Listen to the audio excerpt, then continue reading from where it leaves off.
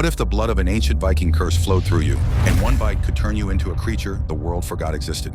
The movie begins with a girl named Thalia, who has just moved to a quiet town called Nybo with her mother Liv, a police officer, and her stepfather Arthur. Thalia feels like an outsider, trapped between grief for her late father and a new life that feels painfully dull. So when she's invited to a local party by some new friends, she decides to go, hoping to finally feel like she belongs. That night, under the moonlit woods, the laughter of teenagers echoes through the air. Thalia meets Jonas, a kind guy who seems genuinely interested in her, though not everyone is pleased, especially Elin, Jonas's jealous ex who drags him away to talk. Left alone, Thalia feels the sting of whispers and mocking stares. A boy named Vidar teases her about why she moved to Nybo until she finally walks away, trying to hold on to her composure. Then the night twists into horror. From the shadows, a blood-curdling scream pierces the air. Ellen's voice. Thalia spins around and runs toward the sound, and finds Ellen bleeding by the bushes. Before she can react, something lunges at her from the darkness. Something fast, monstrous, and unseen. Elin's body is dragged away into the trees. Panic floods Thalia's veins as she stumbles toward Jonas, whose shirt is soaked in blood. By the time police sirens wail through the forest, it's too late.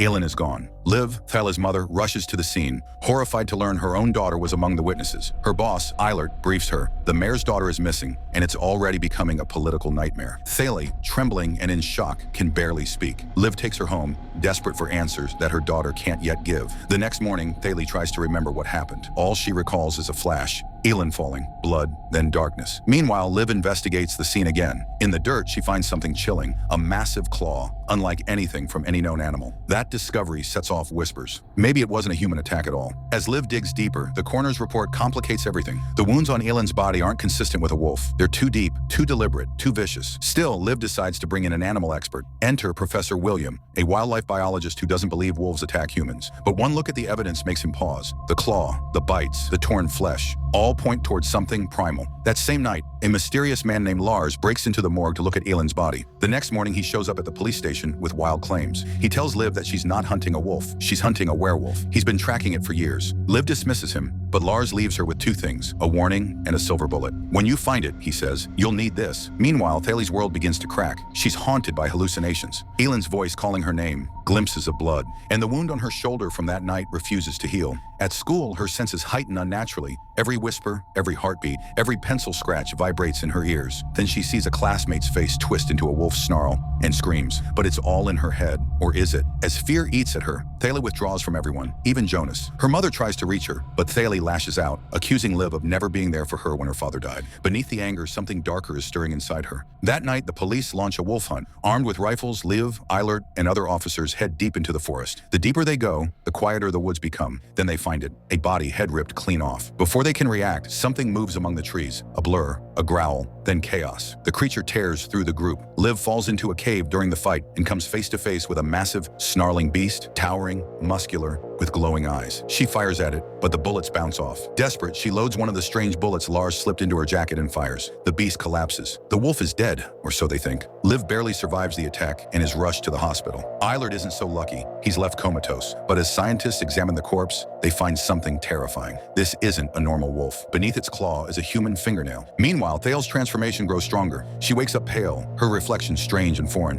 her senses uncontrollable, her hunger unnatural. When Jonas calls and asks to meet, she sneaks out. But under the full moon, something inside her snaps. She warns him to stay away, but he doesn't listen. Her body convulses, and the beast within awakens. By morning, Jonas is dead. Liv arrives at the scene and instantly knows. The bite marks don't match the first attack. Her heart sinks with dread. There's another werewolf in town, and this time, she fears it's her daughter. Thalia wakes in a nearby workshop, staring at her reflection, her face twisted, her teeth sharp. The horror of realization floods in. She is the monster. Hidden nearby, she watches as the police take Jonas's body away, tears streaming down her face. If you woke up realizing you were turning into the very creature killing everyone around you, what would you do? Would you run, confess, or end it all? Tell me in the comments below. I'm really curious what you choose. Meanwhile, Lars continues his grim crusade. He visits Eilert in the hospital and notices a small bite on his arm. Knowing what it means, Lars silently disconnects his life support. Better death than transformation. Thalia, racked with guilt and fear, decides to flee town. She boards a late-night bus heading far away. But as the full moon rises again, she loses control.